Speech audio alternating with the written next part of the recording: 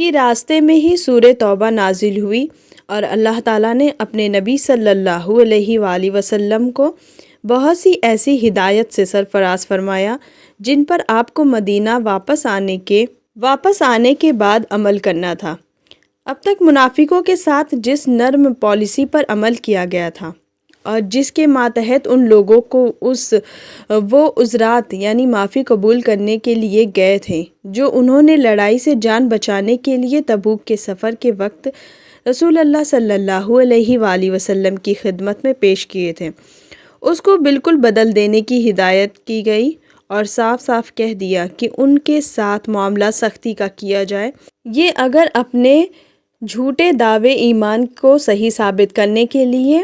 مالی امداد پیش کرے تو وہ قبول نہ کی جائے۔ ان میں سے کوئی مر بھی جائے تو رسول اللہ صلی اللہ علیہ وآلہ وسلم اس کے جنازے کی نماز نہ پڑھائیں۔ مسلمان ان سے شخصی اور خاندانی تعلقات کے بنا پر خلوص اور دوستی کا معاملہ نہ رکھیں۔ رسول اللہ صلی اللہ علیہ وآلہ وسلم کے مدینہ تشریف لانے سے پہلے ایک عیسائی راہب ابو عامر کی درویشی اور علم کا مدینہ میں بڑا چرچا تھا۔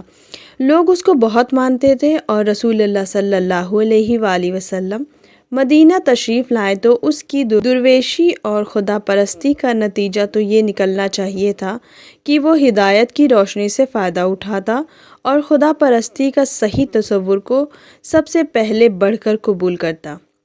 لیکن جس طرح علم اور تقوی کا غلط تصور اور رسمی اور رواجی دینداری کا مظاہرہ عام طور پر انسان کو ہدایت کی پیروی سے روک دیتا تھا،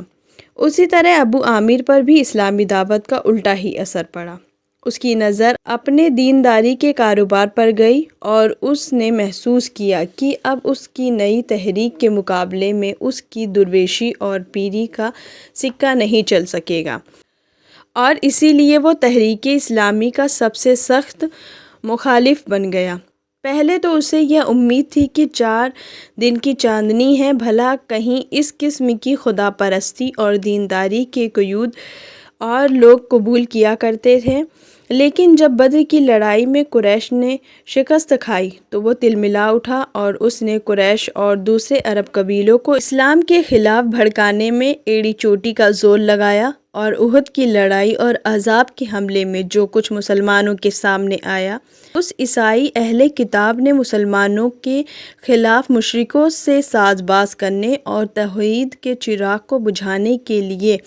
شرک کی آندھیاں اٹھانے میں کوئی کسر نہ